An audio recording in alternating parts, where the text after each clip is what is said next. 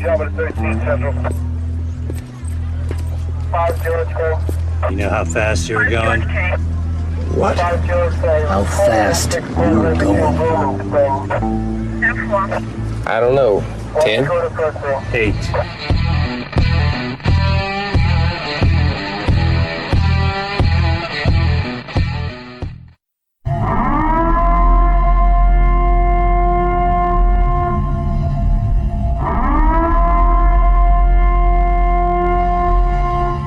Be advised, this is an explicit podcast, so if you're easily offended, get your panties twisted into a knot, turn this off before you get butthurt and mad, start to cry, have to run to your safe space.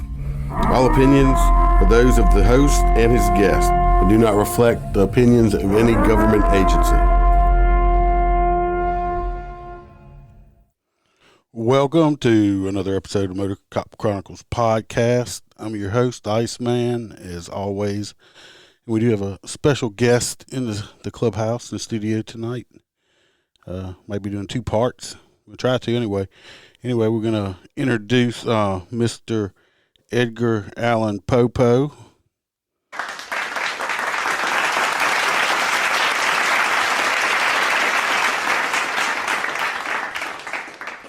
Welcome to the clubhouse, Mr. POPO. Thank you, Mr. Iceman. Mr. POPO is a supervisor in the department he works with, and like always, we keep everything anonymous and everything. So we'll try to do the first part a little more serious than we always do. I mean, like I've been doing, and then on the second part, we'll try to get in a whole bunch of funny stuff. And the reason we gave him the nickname of Edgar Allen POPO is because he does have his story. That's a myth. It's not a myth. I've been there and I've listened to plenty of them. I've been on them for a while. Finally got them in here, so we're gonna make the best of it. So we're gonna start. I'm gonna ask you a couple questions, just like a little icebreaker type thing. What is your favorite restaurant? Lambert's Cafe. Lambert's Cafe. Is this like a down home cooking or Home Cajun? Of the Throwed Roll. Oh, I've been to one of those up, I think, in Mississippi or Alabama or somewhere. Alabama. Yes. They do throw. They will beam you in the back of the head. Yeah. With a hot ball of yeast. But they also walk around with like bowls of stuff. Big trays. Or something. I don't. Yeah. I've been there once or twice. Yeah, it's kind of like whether you want it or not. You better tell them. You better tell them you don't if you don't. 'Cause you're fixing to get it. Whatever it is. I think when I was at one of them, I don't know if you raise your hand, they'd throw the roll at you. That's right. And I think the guy missed and beating his kid upside the head with a roll. They will. They are deadly. They're deadly. They will hit you from clean across the restaurant with a high-speed ball of yeast. That's a good place to eat. So what is your favorite beverage? Well, I don't know if I have a favorite. And if I did have a favorite, I don't know if I remember the last time I drank too much of it. So I didn't say too much. Just what's your favorite thing to drink? Oh, Diet Coke is the breakfast of champions. Okay, so he's the Diet Coke. You ain't went to Diet Pepsi? You still drinking a Coca-Cola? Diet Pepsi is for sissies. Yeah, but the other one's woke. I don't care. Okay. What's your favorite movie? Saving Private Ryan is probably my favorite movie of all time. Yeah, I think I started watching that on Netflix recently, actually. I still can't get over the dagger or the bayonet scene where the German just eases that bayonet into that guy's chest. Oh, yeah, really Close slow. combat. First time I saw that gave me chills. That made my skin crawl. And all I could think was, you poor bastard. It's going to hurt. Yeah, this is going to hurt. And everybody that listens normally knows that I'm a 11 over guy, but if you pull people over, you're an 11 or a 10 or a 15 over guy. I'm a supervisor now. You pretty much have to run into me. And, All right, and damage my vehicle to get me to when write you you a when ticket. you when you were not a supervisor.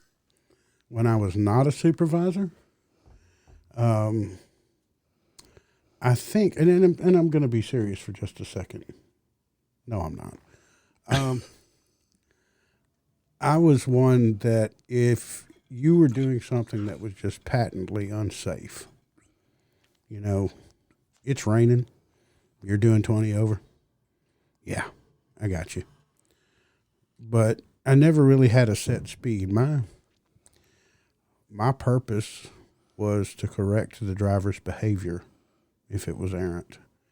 And if I felt like a warning would do that, then I would issue a warning. But if I felt like, you know, I pulled somebody over and their traffic history read like War and Peace, yeah, you probably were going to get written. But attitude went a long way. Honesty went a long way. You know, you walk up to the guy or gal and they look at you and they seem to be contrite and they're honest about things. You know, that's correctable, I think. You use all them big words like contrite and stuff like that. That'll be $5. That's where the old Edgar Allan Popo come in at. Well, he's obviously nicer than me because if I pull you over, you're 99.5% going to get a ticket. It's because you're a motor cop. That's the title of the show. So let's get into some of the stuff. Like I said, if I had to freeze my testicles off 1/4 of the year or 1/3 of the year, and then I had to burn my hair off for another 1/3 of the year, I'd have a bad attitude too. I'd be writing tickets. It does real good on a tan. I was told the other day when we were looking for somebody, and I think, I don't know if y'all are working out, but anyway, and they said the person we were looking for was an interracial fella, and he was just about my color. So, you know, I get a pretty good tan working on the motorcycles out there. So, especially in Louisiana. Yeah, I'm proud. Especially in Louisiana. That's right. I actually put some sunscreen on. I've been trying to use that. Are you using older. Hawaiian Tropic for that? No, for that I'm using whatever Dollar General spray shit they got I can get for cheap. So that's what it's called, Dollar General spray shit. yeah, that's the way I get. Go get the Dollar General spray shit SPF like 2000. And it probably smells kind of like it's named, right? No, it's my smell coconut deliciousness. Coconut deliciousness. All righty then. And all this time, you got me over here getting a little bit moist. Talking about coconut deliciousness. One of my favorite words, moist. Moist. That's considered to be the least favorite word in English language. But when I hear the word moist, I think of Betty Crocker. Really? Yeah. Because her cakes are moist and delicious. And maybe she might have been moist and delicious too, but I don't know. But when I hear moist, I think of Betty Crocker. I thought she was super moist. Well, I don't know. It makes me think of her. Is that just a certain brand of? No, that's the. That's a subdivision of yes, Betty that's Crocker the. license. The super moist brand was the drunk Betty Crocker. Oh. And just regular moist was sober Betty Crocker. I got you. See, I'm glad you cleared that up for me because all my audience members will be happy. I've often laid awake at night wondering the difference between moist and super moist. You were contemplating that dilemma. That's right. Yeah, you don't have to. You get some more rest. Absolutely. So being a supervisor, which I was a supervisor at my other department, but being a supervisor, how is it dealing with all the different personalities and trying to get them to mesh together? Because you you got one person here might be like this, and another person over here is like that, and you got to keep everybody trying to keep everybody working, happy, and non-confrontational with each other. Have you got another 5 on you? Another 5 what? Another $5. Oh, you about to school I'm fixing to drop another $5 word. Uh-oh. and I wanted to be compensated. I'm going to have to let me just write this shit down here. Run the tab. Just keep a tab. Yeah, I got you. And when we're through, just take your debit card, swipe it down the crack of my ass, and tell me keep the change. Okay, I'll do that. Okay, good. Synergy is what I really work hard to accomplish.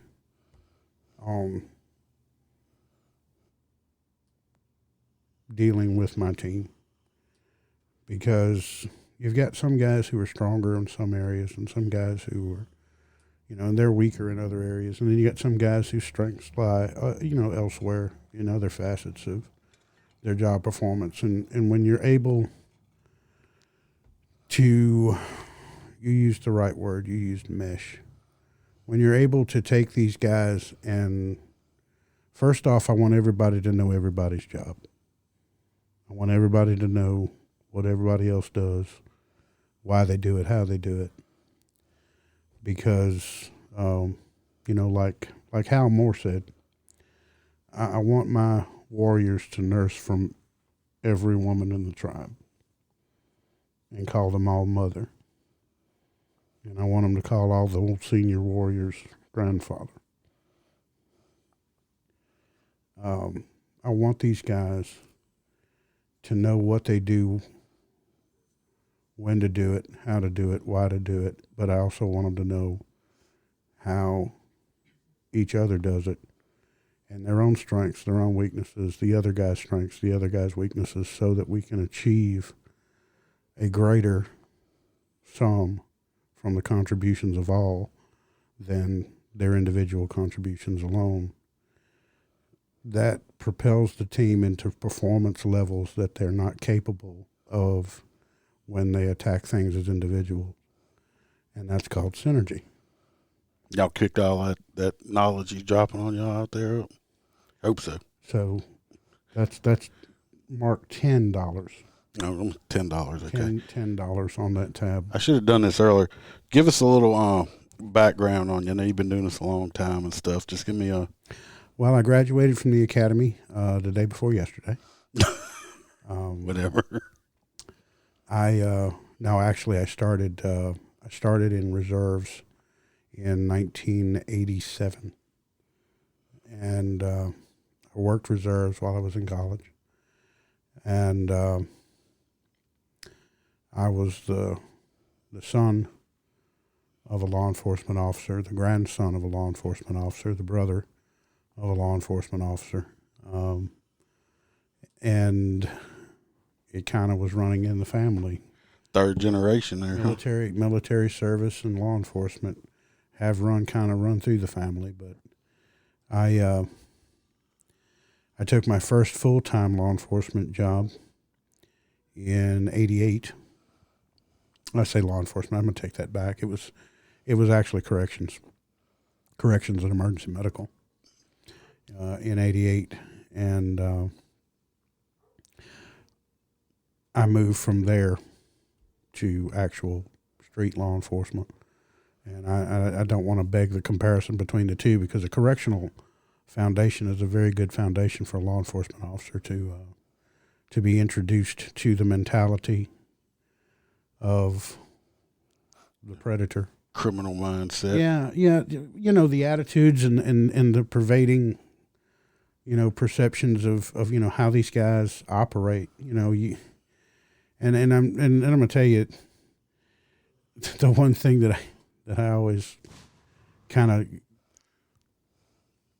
quipped about was that's $5. Quipped $5. One thing that I always quipped about was the faces that you see in jail are going to be the faces that you see on the street if you stay in the same jurisdiction, and you're gonna. I'm actually on my third generation. I'm arresting grandchildren. Frequent flyers. I'm arresting grandchildren of men that I arrested. Well, they're just keeping it in the family. Years ago.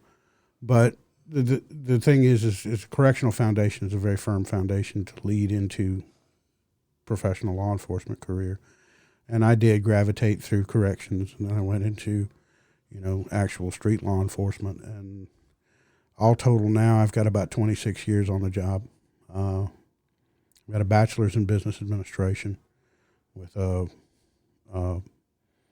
emphasis in human behavior. I've worked in several different divisions in the past, but I've always been uniform patrol and at heart, and that's where I'm at now. Which, I'm not gonna diss the motor cops on their own show, but uniform patrol is kind of all things to all people, and they are the catch-all. They do a little bit of everything, and if they're good, they don't hand detectives reports. They hand them cases. There's a big difference. But uniform's where my heart's been. I used to joke around and say that detectives make movies, uniform patrol makes history. And if you don't believe me, just look at the stories of Jeffrey Dahmer and John Wayne Gacy and most of the serial killers. The most prolific serial killer in the United States, you remember who he was? They've had a lot of serial killers. Considered to be most prolific was Ted Bundy. I was going to say Bundy, but I was also going to say maybe Dahmer, too. It was a uniform patrol cop writing a parking ticket to Bundy's Volkswagen Beetle. His Beetle bug.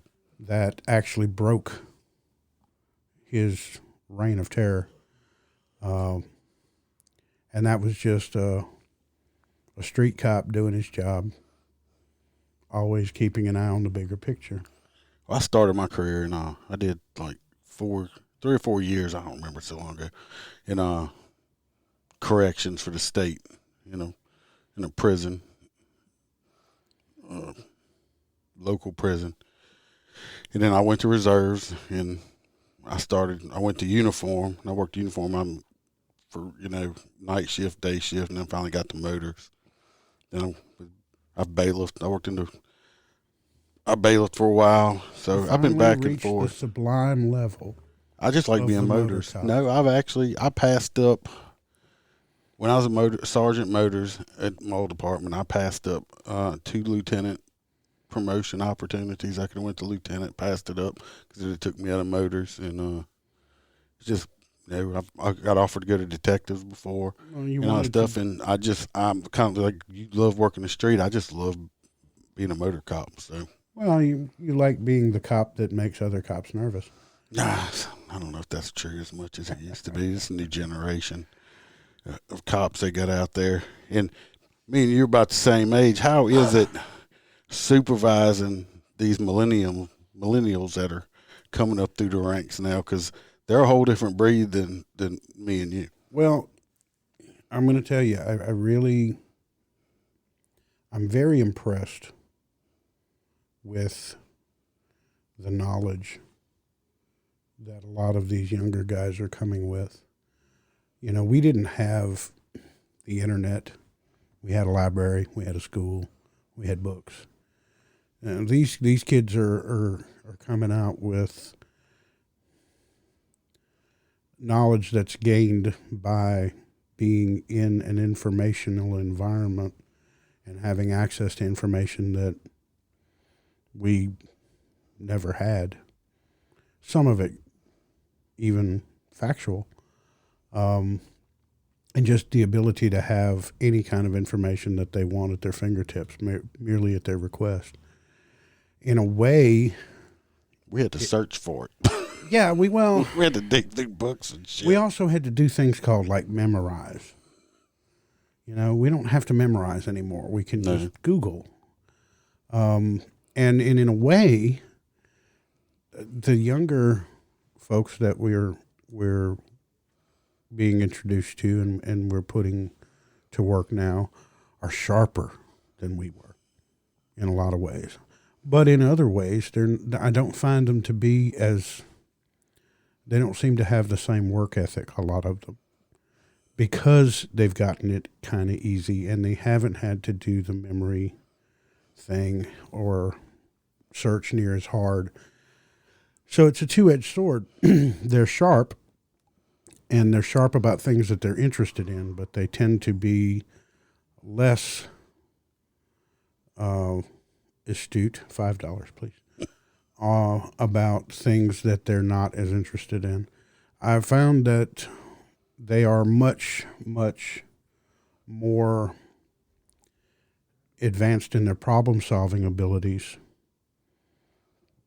but they want to work through a problem. And I think that we've found that adult learning is totally different now. When we field train a new officer, we used to just tell them, this is how it's done, this is the protocol, this is the procedure, this is what you do. Now, we have to, if we really want to be effective with them, we just give them the problem. We just tell them, okay, this is the problem, now work through it and give me a solution. And they will figure it out if you give them the time and the resources that they need to do it. And they don't want to be talked to as much. They want to be able to work through situations by sounding it out in their head and talking to you about it. And they will usually arrive at a very, very close conclusion to what you're hoping they're going to say, or to the solution that you want to hear from them. Sometimes they'll surprise you. Sometimes they'll give you better than what you expect. For the most part, they still got some of them little. I've seen some. They usually don't last very long, but I've seen some of them that just come up and you're like, oh God, this kid's not gonna make it. But I also seen some of the younger ones there. You seem like you got to pat them on the head and tell them what a good job they're doing, a lot more than we ever had to do or would have even expected. They love to get the show up award. Yeah. Yeah, they do. They do. Well, but you know what? We should be freer with our recognition. And our old school ways of thinking is, this is a thankless job. Don't you dare thank anybody for anything that they're doing. And the truth is that you've got cops out there that are doing heroic shit every day. Okay? I'm just going to say, I'm just going to throw that out there. Okay? I don't want to be a fanboy. And they don't get a credit. And I'm not trying for it. I'm not trying to just, toot horns. But the truth is the first time I asked Joe Blow, let's just say the accountant, excuse me, sir, will you run across these backyards at 2:30 in the morning chasing a guy that you know has a gun in his hand? He's going to just kind of look at you and go, oh, no, I'm not about to do that. But I'm going to tell you something. You got guys that are out there that are doing that. And they're doing it because it's their job. And the reason why they're doing that job, even though the pay is not the greatest and the hours suck, and your family is going to wonder why every time they need you're gone helping somebody else. So you're trying to tell me not everybody wants to work holidays like Christmas and Easter and Thanksgiving away from their family, and people don't want to, every time a disaster or something happens, they don't want to be at home with their family, and they don't want to be at work. Well, okay. What I'm going to tell you is that I want to be with my family when a disaster happens. And yeah, I was being sarcastic. I don't want to work holidays, and I don't want to work every other weekend, and I don't want to work 12-hour rotating shifts, 1 month days, 1 month nights, 1 week days, 1 week nights, 2 weeks days, 2 weeks nights. I don't want to have to work two jobs, aside from the job that I work primarily, in order to afford to do the job that I want to do. There's a lot of things that I don't want to do. There's a lot of things about this job that are taxing on both family and personally, emotionally taxing especially. But you have to sit down sometimes and remind yourself why you do it. Yeah, that's true. I mean, I know. I was thinking the last week, basically, or the last 2 weeks. We've had crashes where a young lady died, and or house fire where a young child dies in it. So you gotta.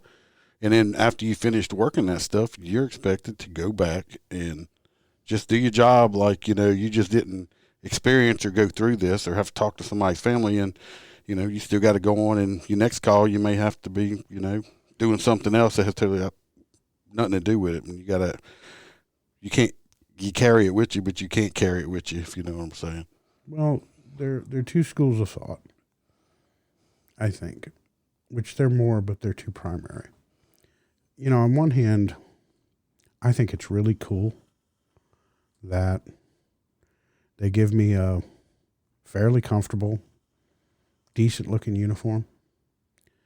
They put me in a nice, clean, fairly new car that is beefed up a little bit, handles pretty well, goes kind of fast. They put these cool little blinky lights on top of it so you feel like you're at a disco. They pay for the gas. They strap a gun to your ass, and they tell you to go looking for trouble at night. And then they pay you for it. And you get, your Batman utility belt. Yeah, but then they pay you for it. I mean, what do you do for fun? I know. I get paid to ride a motorcycle. There's that one school of thought. Now, I don't necessarily subscribe to that school of thought, but I thought I would mention it just to be able to plug that school of thought. And then there's the other school of thought, which is the one that I'm more subscribed to.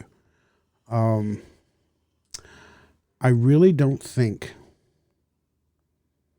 that you can take a 20-year cop, 20 plus years especially, anyone that has gone through the crisis of belief and has not only worked right but lived right to keep themselves with a job. Because you and I both know that you get out there and you embarrass your department, you disgrace your department, you make them look like monkeys, and what's going to happen to you? You're gonna find yourself out of a job. Yep. And you're going to find yourself out of a career if it gets, if it's too embarrassing, nobody's going to pick you up. Nope, you get blackballed. Blackballed. But what keeps you working right and living right over that period of time? Because you've got to do both. You can't just work right, because if you don't live right along with working right, you're a hypocrite. Nobody will have anything to do with you. You have no credibility. And like I say, you give your department a black eye, you give your administration a black eye, they're not going to tolerate that, especially elected officials and such. What keeps you doing that is a very deep, abiding love for your community and the people that live in it. You want them at peace, and you want to help them when they're in trouble. And you want to take people who are victimizing them, and you want to put them in a place where they can't do that anymore. You want to make a difference. And when I came out as a rook and I first started, that's what I wanted. I wanted to make a difference. Save the world. Yeah. And then I learned kind of quick that you can't save the world. But it's kind of like the old guy, two guys on a beach. You heard about them? No, but I heard about two cows down the hill. Two bulls on the hill. Anyway. Yeah.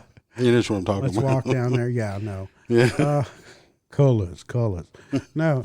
There's two guys walking down the beach, and they see these starfish that are washed up on the beach, and one guy picks up a starfish every time they come to one, and he chunks it out in the water. The other guy looks at him, and he says, "What are you doing?" He says, "Oh, I'm saving that starfish." And as they walk down a little further, he sees another starfish. He picks him up, chunks him back out in the water. He says, "Why are you doing that?" He says, "Well, if I don't chunk that starfish back out in the water, it's going to stay up here on the beach, and it's going to dry up before the tide comes back in." And he says, "Yeah, but, I mean, there are millions of starfish that have washed up on the beaches all over the world. What difference does it make if you chunk one starfish out there in the water and save him?" He says, "Well, tell that to that starfish that I just chunked out there." I can't save all the starfish, but if I just save one, then I've done my job. And maybe if everybody else sees me chunking that starfish back out there, maybe they'll start picking up their own starfish and they'll start chunking them back out in the water. And maybe there'll be a lot more starfish. Yeah, that's good. I hadn't heard that one. That's a good thought. I wish more people would see us doing good and try to do good Are too. you warm and fuzzy yet?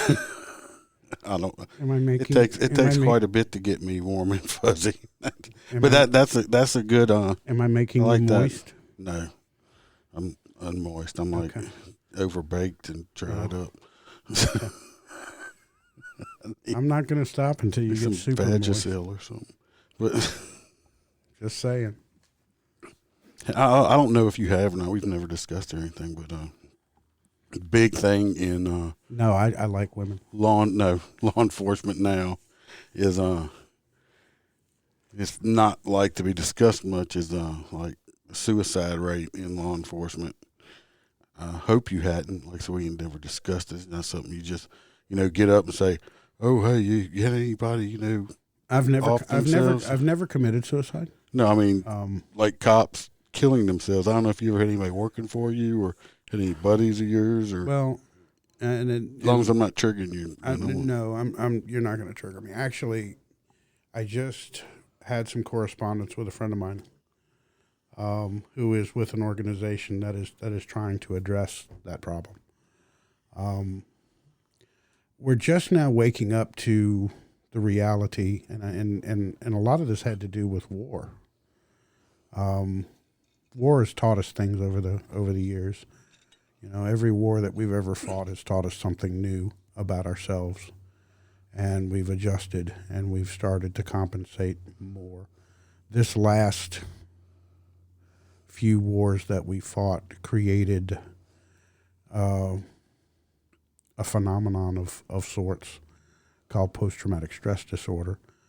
That I say it being a phenomenon. In other words, we didn't recognize what it was for the longest time, and we're just now starting to recognize it. Yeah, he's caught from other people used to call it shell shock or whatever. Right. It was battle fatigue, and then it was shell shock, and then it was this, and then it was that, and now it's PTSD.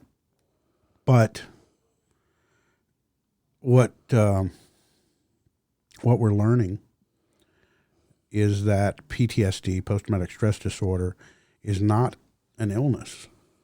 It is literally a brain injury, and it changes the way that we think about things to such an extent that it creates, its particular traits, avoidance behaviors and the vivid, chaotic dreams and the flashbacks and things like that. I'm gonna say something that maybe a lot of people are gonna get offended by. I don't believe that there is a single veteran police officer, law enforcement officer, deputy sheriff, trooper, and when I say veteran, I mean veteran, who does not suffer a certain level of symptoms of post-traumatic stress disorder. Guys who don't sit with their back to the door, that's an avoidance behavior. Never driving the same way twice in a row, going home. Or if you're going home and somebody's been behind you too long, driving past your own house just to see if they're following. I've done that several times. To a great extent, it's conditioning. It is operant conditioning, stimulus response. But it does rewire the mind to an extent, and constant or almost constant stark exposure to trauma, to crisis, it does change the mind significantly. And I'm glad to see that we're finally waking up to, hey, you can't stay in crisis mode constantly and consistently without suffering some ill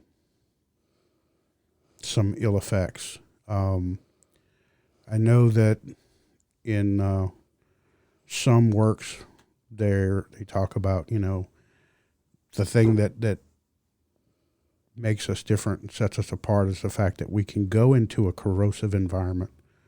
We can deal with interpersonal human aggression.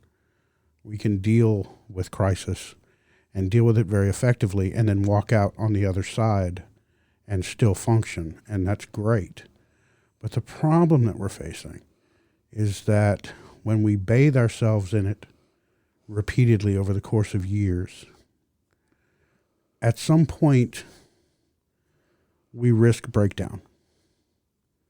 We risk being completely overwhelmed by what we've seen and what we've done and what we've had to do, by the responsibility that we've shouldered, and by just the stark reality of the frailty of life.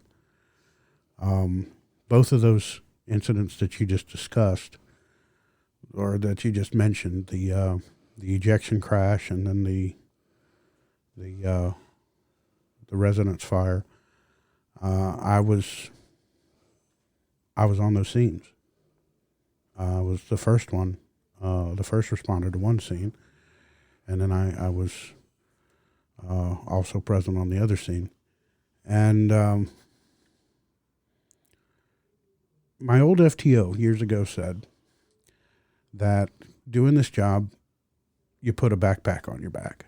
And every scene that you go to, it's like taking a little rock and drop it into the backpack. And the more rocks you accumulate, the heavier that backpack gets until it starts weighing you down.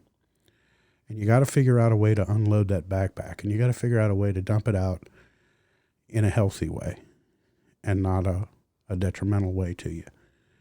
And unfortunately, a lot of guys, they can't seem to unload that backpack in a healthy way. They'll turn to alcohol, they'll turn to, God forbid, they'll turn to drugs or sexual promiscuity or, various different pursuits that give them some pause, some relief, some escape from that reality, from the weight that they carry emotionally. Now, there are other things that are healthy ways to unload that backpack. There are hobbies, there's music, there's faith-based activities. There are other things that you can do to unload that backpack and lighten it up some. And to be frank about it, $5 more. Who's Frank? Oh, that's Joe's buddy. They go fishing together.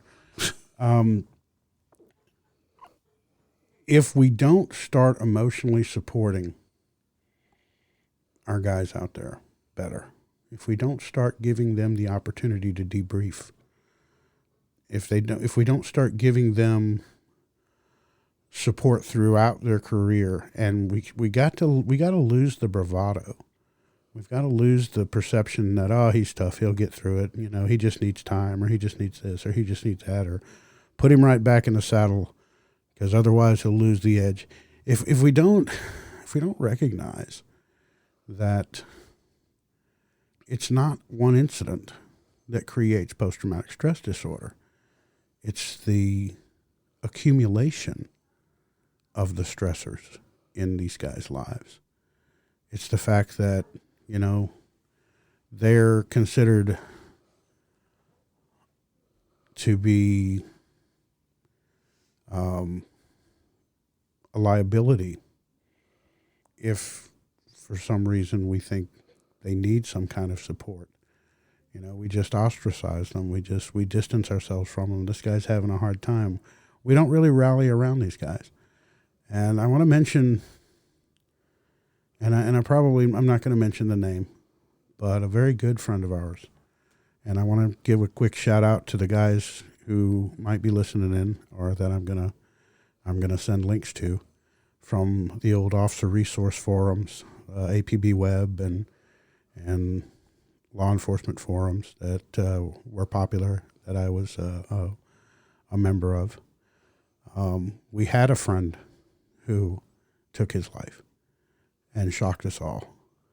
And a guy that he was salt of the earth, good people, and we all loved him. And one morning he drove to his church in the parking lot and he killed himself. And he shocked us all. and we loved him dearly, and we still do. Remember Lee, everybody, and take that 20-minute pause. Look at your emotional compass and know where true north is. And just hold on. Just breathe. That's all you got to do. Reach out and hold on. Because if you can make it through that 20 minutes, you're not going to do it. You're just not going to do it. You're going to see hope. You're going to see a light. You're going to realize that there's a reason for forever. And you're going to want to face that. And if you see one of your buddies, even though it ain't the big copley, big ball thing to do or whatever, especially us being, you know, as they say, whatever, a bunch of alpha males or whatever, if you see, you spend enough time with guys on your shift and you see your buddies and you see one that's not acting right, and, you know, especially when I was a supervisor, I pretty much knew what was going on in all my guys' lives. I didn't try to interject myself or whatever. I just like to know. I want to know where everybody's mindset was every single day. If they were having issues at home, anything they have, I wouldn't give them advice on it, but I would just kind of want to know, hey, if them and their wife and them are fighting, if they're having what kind of issues. I'd know where their mind was.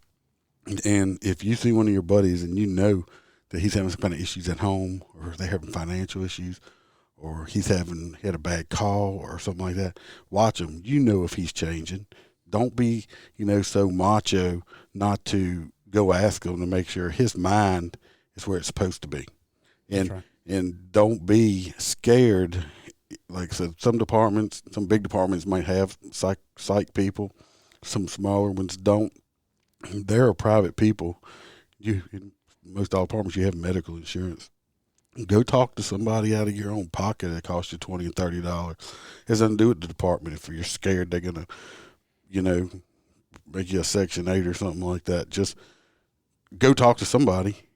Oh. Go talk to your buddy. Everybody's gonna have that one friend or whatever before you go and do something stupid. But if you see one of your buddies you're having concerns with, pull him to the side and talk to him personally. That might be that little bit that might keep him from going over the edge on something like that.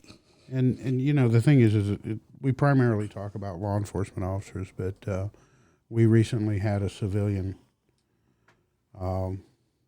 family member who made that tragic decision. And you think back, it's touched a lot of people's lives. But be looking. It's important, whether you're a cop, whether you're not a cop, whether you're, you know, whatever vocation you're in, you're going to have family members who are going to go through periods of depression. You're going to have people who you come across in everyday life that are friends or family that may be going through a very, very difficult time in their life and maybe thinking about not facing the future. Be aware, be alert to the danger signs, the warning signs. When you find someone who has a total change of their demeanor, like a pendulum swing, when you have someone who stops talking about the future, stops talking about their goals and their dreams and their aspirations, when you have someone who seemingly takes every problem in their life and makes them PPP, which is something we talk about, permanent, personal, and pervasive. When every problem in their life seems to be permanent, personal, and pervasive in their life, it's time to not necessarily intervene and report them to anyone, but it's time to reach out to them. It's time to talk to them, get them talking. That's the thing. It's not what you tell them, it's what they're able to tell you. And just listen and be there and support them. Because it will make the difference. If they're able to open up, if they're able to verbalize their feelings, if they're able to label their emotions, and if they're able to work through to the core of what's causing those emotions, and you're there to listen to them,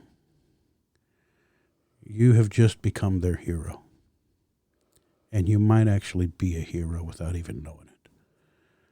So stay alert and don't be scared to reach out. Don't be scared to solicit their feelings and guide them through why they feel the way they do. You don't have to be a psychiatrist or a psychologist or a social worker. You just got to be a friend. You just got to be a support. You just got to love them. You just got to care. And you'll do wonders in their life. You'll become a hero. And you may not even know it. But you just got to be there. And you just got to reach out. Reach out to the retired guys. If you know guys that retired that you work with. Because I've noticed that I've said stuff about it in other. Once you leave a department or you retire, it's like you're not there anymore. You kind of get tossed aside. If you're friends with this guy before, call and check on him. There's got a guy I used to work with. He's been retired for a while. We talk at least, try to at least twice a month or so. And, we discussed it. He's like, besides me and one or two other people, he don't hear from nobody at all.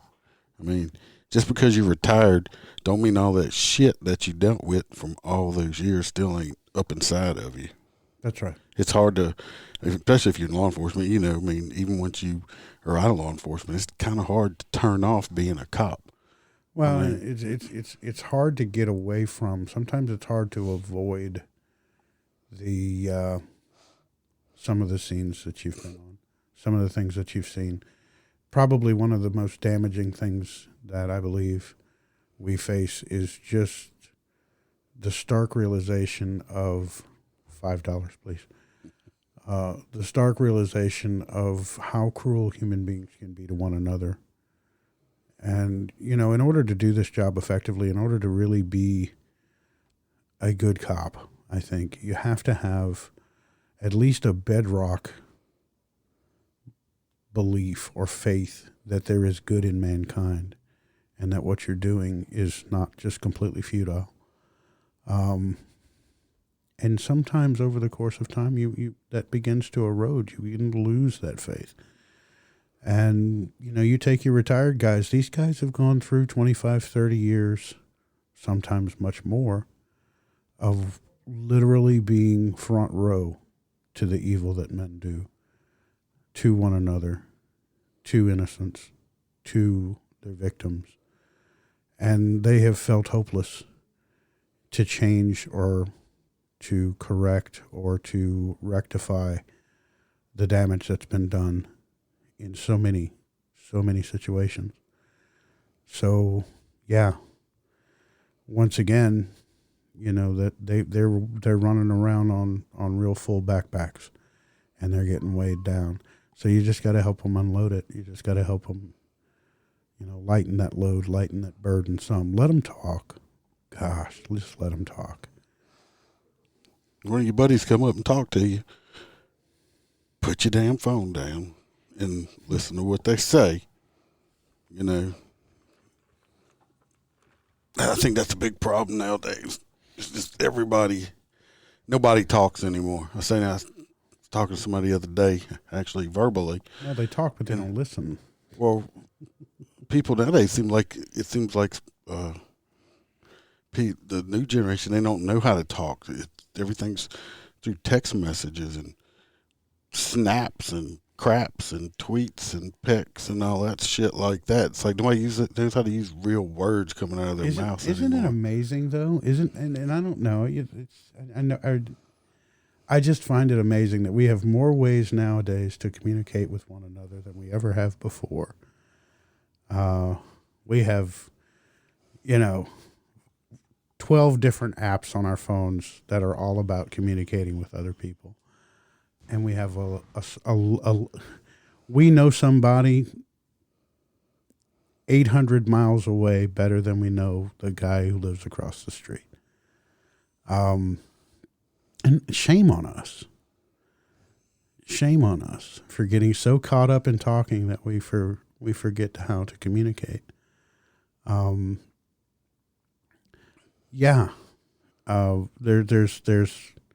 There's so many ways to communicate with so many people, and we're becoming a globally aware society. But how much of this is actually interpersonal communication at a level that reaches anything near real, honest, sincere communication, intimacy, as it were? Shame on us. Well, you can't hear, to me, I can't hear your tone of voice. I can't hear no emotion. And it's very easy for you to text something and send it to me, and you're saying it one way, and I'll read it in a whole different tone than what you even said it in. Well, and that's because when we're reading from our own standpoint of perception, just like when we're listening to someone say something. We get tangled up in how we perceive things, and we're not able to connect enough with their perception or their perspective to really understand and grasp their meaning. So much of communication is nonverbal. So much of what we understand as someone's meaning is what we perceive their meaning to be based on our own predisposition about them and about our own circumstances and the way that we see things. But sometimes our minds are just not functioning properly unless they're open. You know, kind of like a parachute. Parachute's not going to work if it doesn't open up. So sometimes our minds have to open and our hearts have to open to one another, and we just have to take things at face value and don't jump to conclusions. I mean, armadillos would survive most of the time if they didn't jump up into the air and try to roll up into a ball when the truck comes at them. So let's, if you just stay low, y'all, just stay low. Just any of my people listening from other countries, if you don't know what an armadillo is, you're going to have to Google it. But it's like a big rat with a hard shell on it. Okay, so I can explain. It's like a very, very large rodent with a hard ass shell on it, and it'll roll up in a little ball. But they're popular, not popular. But we got a lot of them down here. I saw 3 of them dead in the road the other day, and so that's what an armadillo is. Just Google it and look at a picture. It's they're an ugly. Armored rat. Yeah, they're ugly little bastards. So. Yeah, I have people listening in other countries. They might not know what armadillo is, or in other states. And it is true. Armadillos actually will jump when they get scared. I know they fast as fuck. I tried to catch one time. They when will I was jump, a kid. and they will jump and tuck into a ball. And by the time, they never hit the ground actually, because what happens is if they just stayed low, those tires would have gone right by them, and that bumper would have passed right over them. But nope, they got scared. They jumped. And as they were contorting into their ball, they wound up a hood ornament. Well, I don't know what was up. I guess because we got some high water from, rivers crested and stuff. And also from up north, whenever all their snow and shit melts, our rivers go up down here. There's snow and shit? Yeah, snow and shit. Don't eat yellow snow. It's not lemon. I tried flavored. to give that tip at a restaurant one not time, lemon and flavored. she didn't accept that. She said that was not a tip. But there was I was out riding, bayou area, and I saw 3 dead armadillos, and somebody ran over a fucking 3.5 foot alligator was in the road too dead. I was like, God damn, that had to be a hell of a lick. Hit that damn alligator. They just left it there. I'd at least stopped and picked it up and ate it. Edit up, cleaned it, and edited up. Well, look, we are almost at an hour here, and this was a super serious. It's probably one of my most serious ones, but I very much appreciate it, and I hope y'all enjoyed it because thought it was real good. And come back for our next part 2, because next week when we do part 2, it's not going to be nothing serious at all. And this guy, I'm telling you, has a shit ton of funny stuff to say.